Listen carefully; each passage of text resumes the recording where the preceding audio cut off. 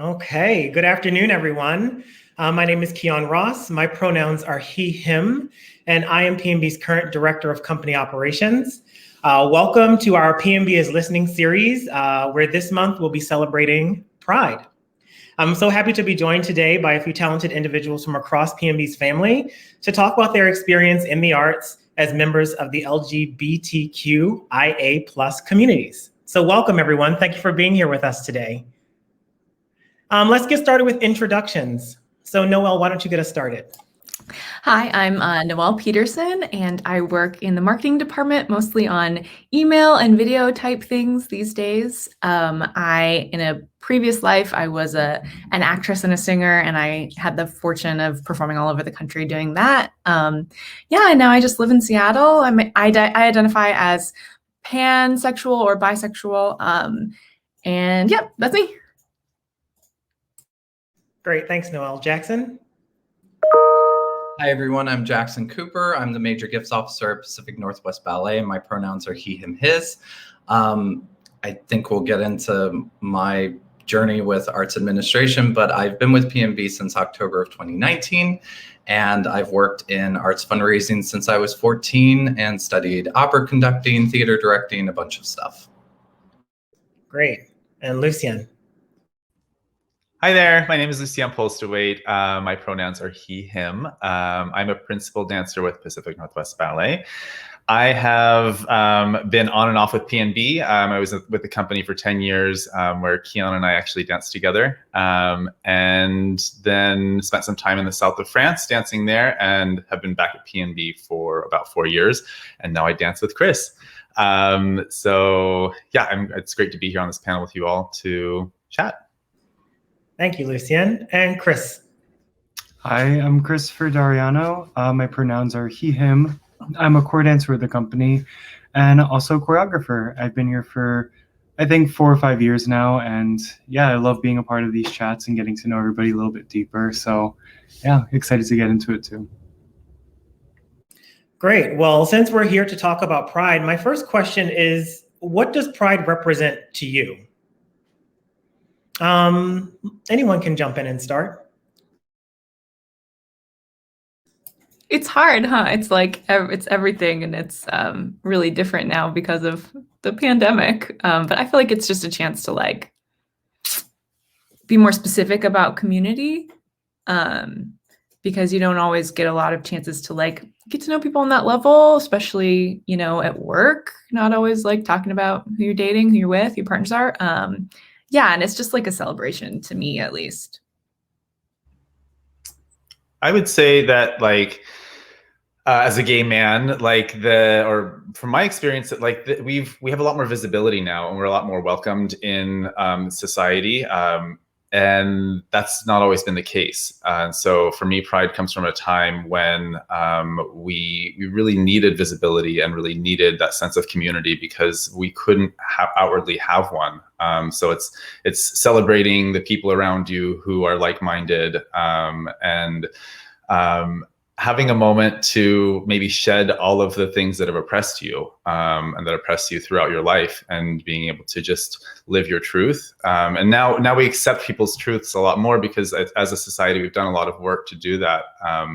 But the history for me is really what I think about when I think about Pride. Jackson or Chris, do you want to add something? I mean, I always see Pride Month as, every month is Pride Month, but I see the month of June as this opportunity for, as sort of Noel was saying, everyone to come together and celebrate. I also really see it as somebody who works in the arts and is an artist, a chance to elevate the history of queer artists, whether it's visual, like, Keith Haring, or whether it's like music, like Nico Muhly and stuff like that. So I always find it as a queer person in the arts, June as an opportunity to educate and to elevate voices, and in particularly our history and the people who have come before who have helped allow us to have these spaces to celebrate and such. Excellent. Chris? Yeah, I agree completely. It's definitely a time where I can kind of look back and learn history and culture, and how it informs me and where I'm at, in this generation of queer people. Yeah, it's also a time just to celebrate and to highlight and to make everybody feel more comfortable and create a safer space and just feel like we're all here and we're all together and we're not alone in this. So especially this year, of all years, it's something we need right now just to uplift us all. Yeah, I love that you all are talking about sort of community and togetherness and this sense of pride and visibility that's so important for our community, especially with the way the world is going right now. I mean, lots of things are changing and they continue to evolve, and it's nice to see things sort of moving in this way. So, like thinking about what we were just talking about in Pride, let's move to art. And what specific moments in your experience working in the arts did you recognize that the arts was a welcoming place for people in our community?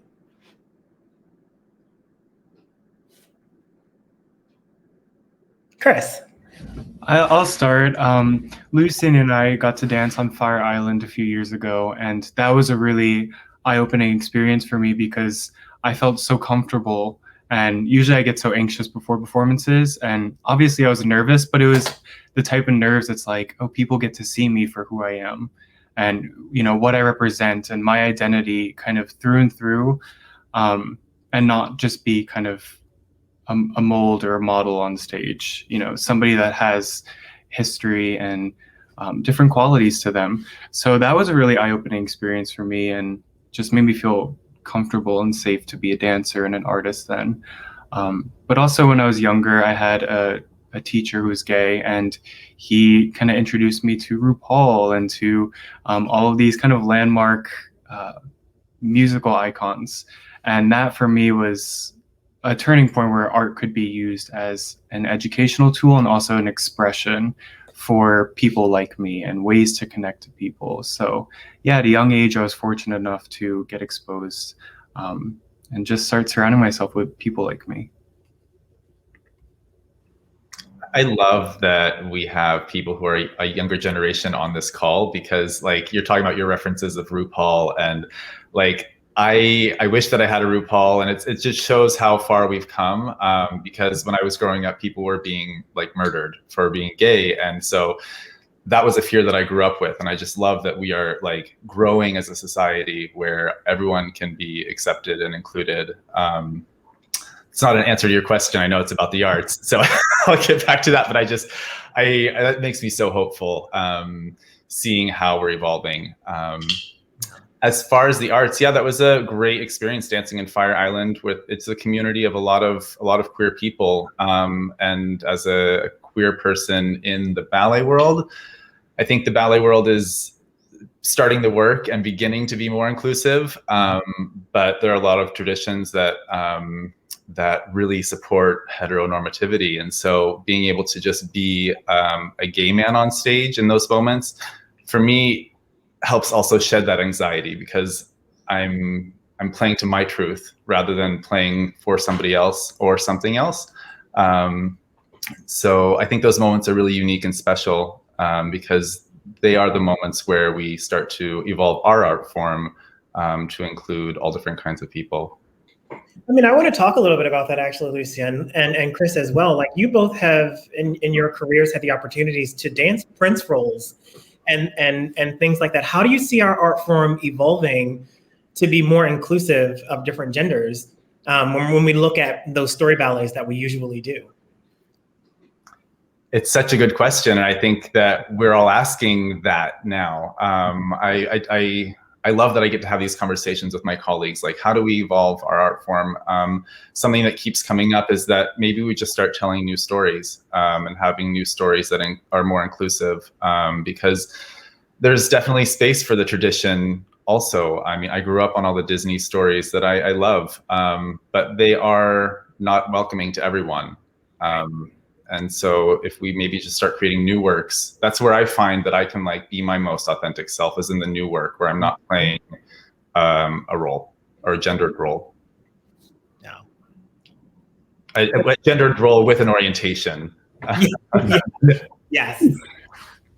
Yeah, I completely agree. I think it's just diversifying the playing field with who's getting to create new works, and being conscious of that, but not being, um, you know, not trophying somebody, putting them on a pedestal for just being different, but making it the norm more so, to see more people of color, to see more queer people, creating narratives that are, more representative of just a heteronormative relationship.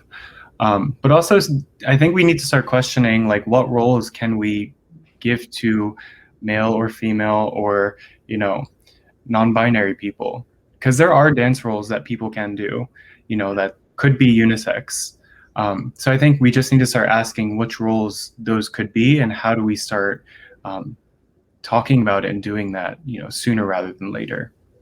Yeah, absolutely. It's really an exciting conversation to be having. So thank you for that, both of you.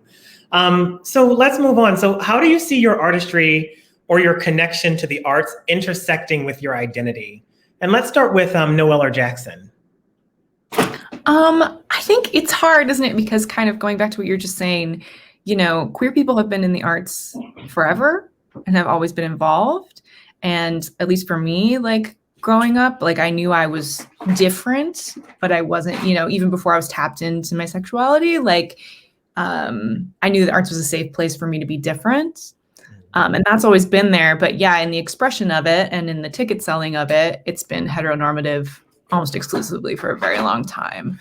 So like I was lucky that I got to play a little bit with that. Like I was in a musical based on 12th Night, and I got to play the Olivia character who falls in love with a woman who's dressed as a man, but it's not really the same because it's like you're like tricked into like flirting with a girl or whatever.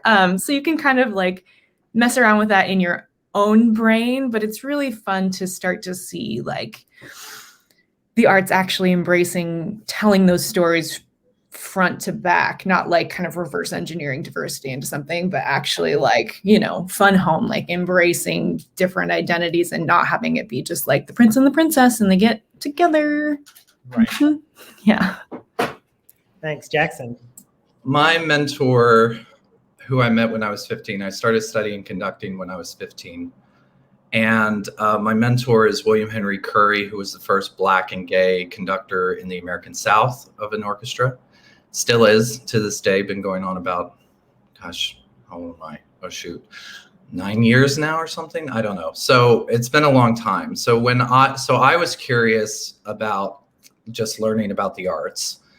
And so I was reading Tennessee Williams memoirs. I was like watching Breakfast at Tiffany's all the time and, listening to classical music. And Bill introduced me to how sort of the Leonard Bernstein concept that like he talks about in Harvard lectures, which I highly recommend, where he talks about how all these things are intersecting. Arts inform culture, which informs science, which informs history and all this stuff. So I was, before I even named that I was gay, I was like, I'm different because I'm viewing the world through this intersectional lens. And I'm learning about the culture of the 70s and why that produced this and why that produced that. So when I was coming into my own as a gay man, and I came out in college, but I knew I was gay, I started to realize that much in the same way Bernstein was talking about, there's not these pillars and these sections, everyone's connected. I said, I myself, as in all my identities and facets of it, it's all connected.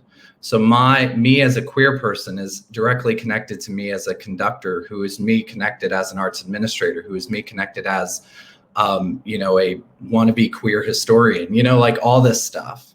And so constantly reminding myself that I don't need to put myself in that bucket is something that I have to consistently practice, because I learned that you have to come out every day. And no one tells you that when you come out. Everyone says, it's an arrival. You come out, yay, whoopee. But it's a quiet thing. And you have to, you enter spaces where you have to come out in your way. But the way to do that is just by being yourself. So I'm embracing intersectionality in every single aspect of my life. And sort of that's where I'm at right now with my journey. That's amazing. You talked about coming out, and from my own experience, I know that, I was in school with Lucien at the School of American Ballet. And I know that being in an environment like that with other people who were like you and discovering themselves like you, it was a lot easier for me to kind of come out with my friend group and have those experiences and learn about myself. Did any of you have those experiences coming out? Sort of that kind of support within the arts? Yeah, I also went to School of American Ballet, and I definitely had that group of people that were, already out there, a bit older than me too. So they kind of helped me find my way, and kind of pushed me in a good way to be like, okay, like, are you like us? Do you want to talk about it? Are there certain things that we can touch on that is sensitive to you? And yeah, it definitely helped me come out. It was very scary, and the fact that we have to come out is weird, to say the least. But I had a whole bunch of people that had varying stories, so I knew that mine was just going to be a personal experience that I could also share, and know that other people have gone through it, in several different ways. But it was very liberating. It was nice to have a community in the dance world that was, right alongside with me, and yeah, ready to support me when I needed it. Yeah, going to SAB definitely helped accelerate my coming out. But it then created this weird thing where I was out in New York, and then I would go home to California, and was still struggling with my identity and who I was. So it's always been this sort of split, or not always, but it was for a while, this really split reality. But it was great to be a young person and be in New York, and be around other people who were discovering themselves at the same time. Jackson, did you want to add? No, I remember when I started in the arts and working in theater at 14, and like knowing that there were gay people working, and just no one cared in those spaces. Like no one made a big deal about it. And that was very liberating, because it was just sort of like, the music director. Yeah, he and his husband, all this stuff. And that was interesting. And then I just remember with my mentor, when I met his partner of 30 something years, and had dinner at their house together with the three of us, and just seeing a long-term, very healthy, stable, older gay relationship was extremely, that opened a big door for me in understanding that it is okay, and you're not alone, and you don't need to be alone. But to see that relationship, especially of an older generation, was very, very heartwarming. Yeah. And so, you kind of touched on this, Jackson, but I mean, I want to talk a little bit about representation, because I feel like in the arts, like you said, there's sort of this unspoken thing where like we're accepting and you're in, but no one ever sort of says, I'm gay and I'm representing this group. I'm thinking about how in recent years, there have been all of these athletes, prominent athletes, who have come forward and embraced sort of their sexuality and identification. And that has created this representation for a whole group of people who want to play sports, who didn't have that before. But in ballet, it seems like it's almost the reverse. It's almost like the assumption is that maybe you are queer, and that, maybe that being heteronormative is less normal in our world. Do you guys want to talk about it?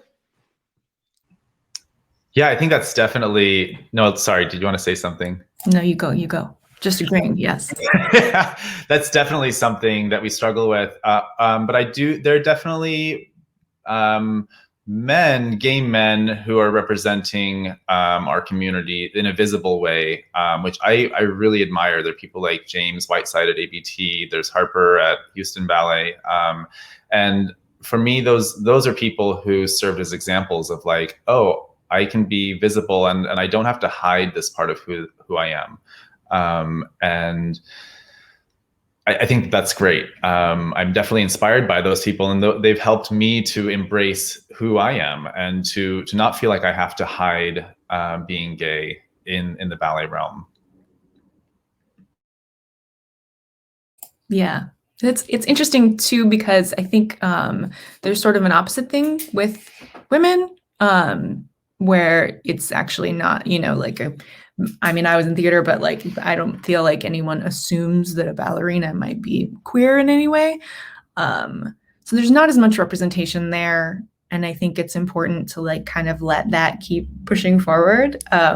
But it is really nice as like, yeah, I just feel like the arts is like the one like industry where there's a lot of representation of queer people in general. And, it took me forever to figure it out. I mean, forever. I felt like I came out very late. It was my late 20s. And yeah, I just think having that support system around you, I grew up in Montana. So like, I didn't, like the arts was the spot where like people who didn't identify as straight could go and feel safe, for me, at least growing up. Can I ask about like in the theater world something? Because I think Jackson, you were saying about like the couple that you saw, the older couple where they were just this stable, great relationship, which we don't really in theater film. There aren't so many representations of that because it's about the drama. It's about it's characters who are creating drama or characters who are like there's a caricature of this trope, and like. How do we is that a conversation within the theater realm of like having more just normalized characters that are also queer?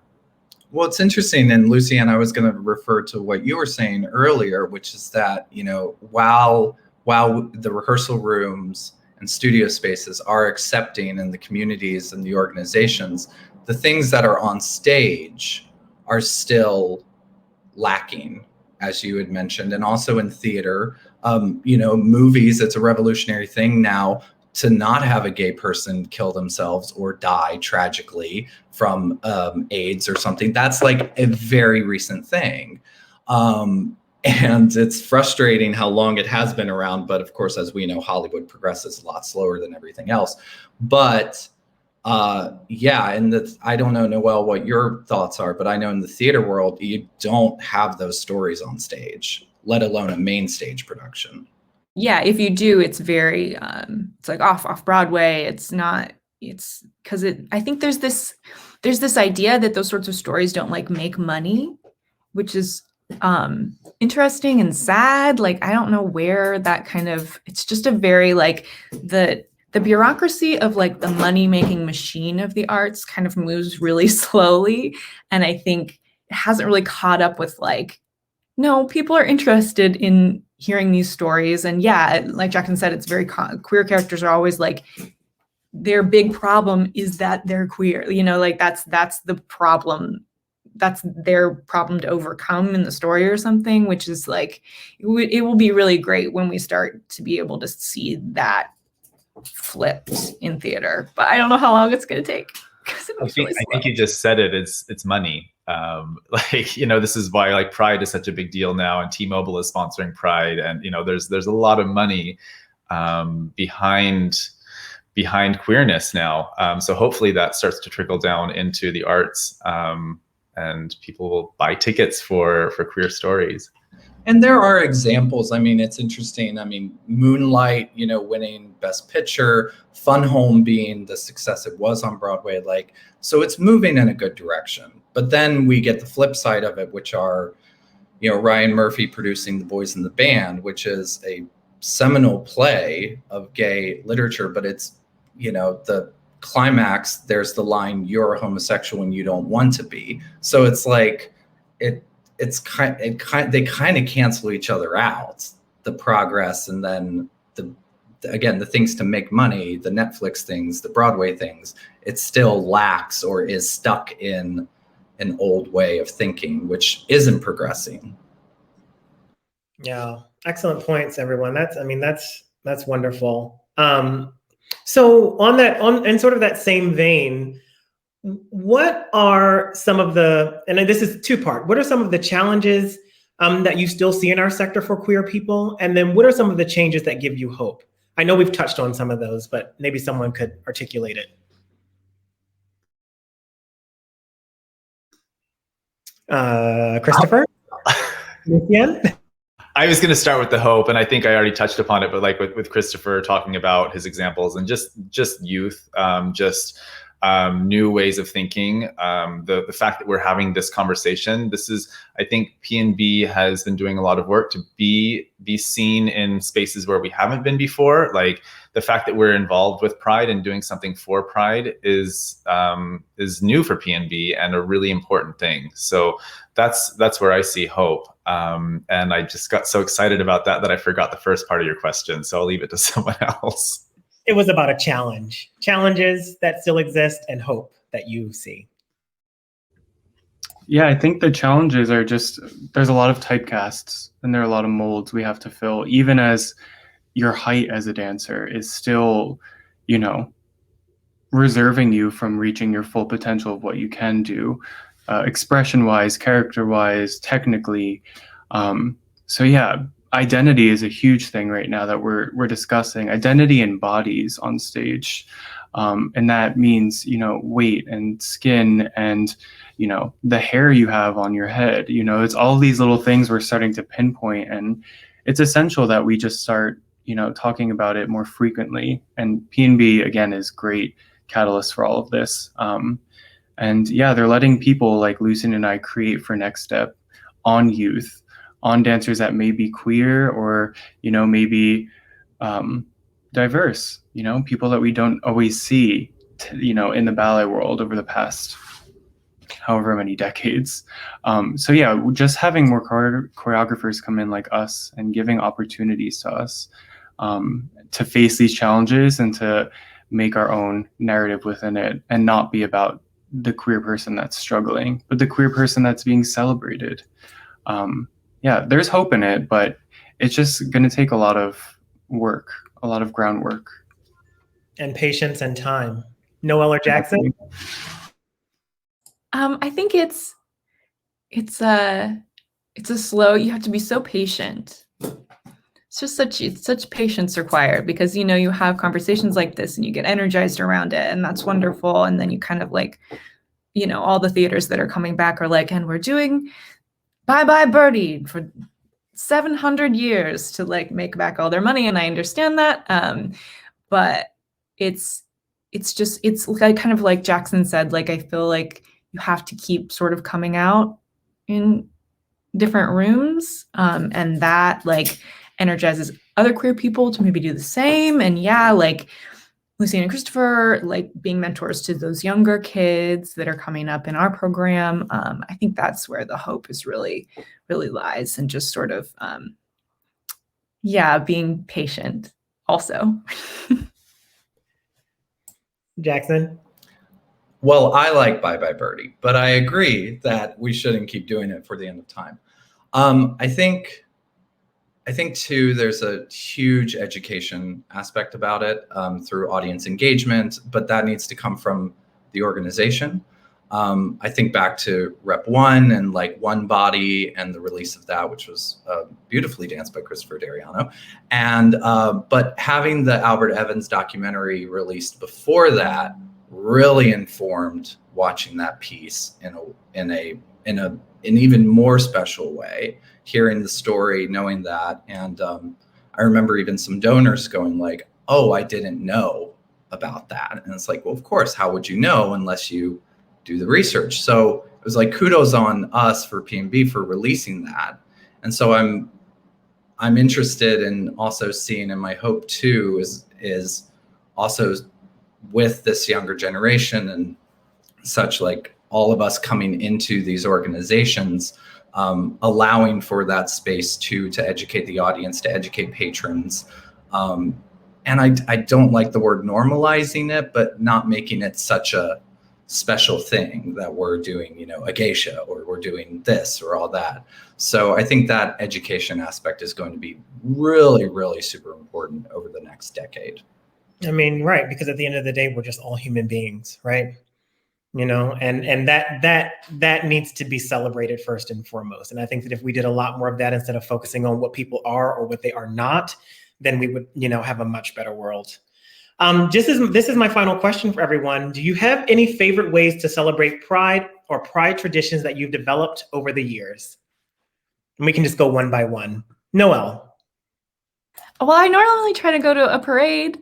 I worked in Alaska for Princess Cruises for a couple of years, and there was even like a great Pride celebration in Anchorage. I mean, it's everywhere, which is pretty cool. They had a really good Sarah Palin drag performance that was excellent. Not Sarah Palin in drag, a drag performer being Sarah Palin. Yeah, and I think, I always try to, year round, I try to, diversify the media that I'm consuming. I think I try to double down on queer creators and media in the month of June, just as my own personal celebration. And because of the pandemic, I have tripled down on that because we didn't do a parade last year. Yeah. Nice. Thanks. Lucien. I'm not often here in town for Pride, but I've done a few performances with Wim Wim. I did a show in Seattle Center, which was a great way of celebrating, to give my art to a community that was so open and receiving to it. And then if I am in town, I have friends who do a pool party. So I don't know if that's going to be happening this year, but something that I like about the message of Pride that is changed, or that I've seen change over the years, is that that it's such a welcoming space now. That, like, being a gay person, I really saw it as like, well, that's a gay thing, because that was my reality. But I see now that, like, it's a space for anyone who's ever had to come out, whatever coming out means for them. That it's a space for them. That we all suffer some kind of adversity in our lives. You can't really go through life without. And so it's a place where we have empathy for one another, and we welcome those stories about what we've had to overcome to live our most authentic, colorful, glittery, beautiful self. That's right. Beautifully said, Lucien. Christopher.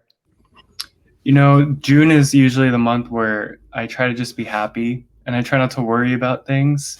And to me, that's usually listening to music.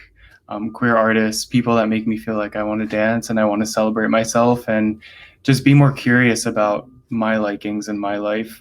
And then also just talk to my friends that are queer and surround myself with people that are like me, and realize that, again, we're not alone in this. And it's a time to just really celebrate and surround yourself with good art, good books, good music, good movies. So that's how I do it. Thank you. And Jackson. Surrounding myself with good books, good art, and good movies. I really like to read a lot during June and spend a lot of time with my friends, and use that space to, like Christopher was saying, like, being joyful and happy, but also a time of reflection, and a reflection of not just my own journey, but people who do not have the opportunities of community and the privilege that I may have. I've done some volunteer work with Trevor Project, so it's, helping LGBT youth, suicide prevention and stuff. And so it's like, I like to use June as a time to celebrate life, and doing that through artistic outlets and writing and reading and books and movies and such, and then just spreading joy and love to all I encounter. Well, this is wonderful. Thank you all for your amazing words, and thank you for your time. Thank you for being vulnerable and for engaging in this conversation with us. PNB is listening. We care deeply about our people, and we want to make sure that that everyone knows our stories from within on the outside of our organization. So thank you for being here with us today. Thank you, everyone, for tuning in today, and keep watching. PNB is listening. Thank you. Thank you. Thanks, Kiyon. y'all. Bye. Thank you.